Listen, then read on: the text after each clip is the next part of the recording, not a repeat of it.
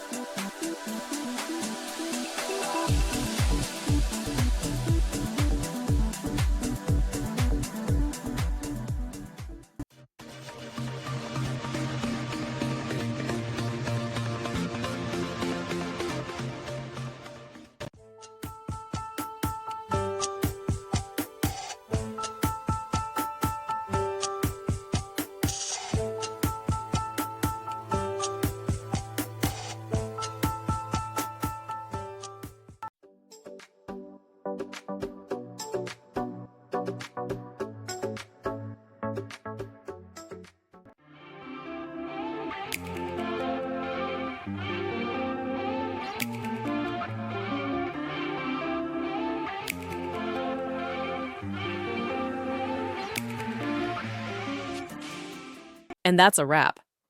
I hope you found the answer you were looking for. If you did, take a second to hit that subscribe button. It really helps out. And let me know in the comments which solution worked best for you. See you next time in the debug zone.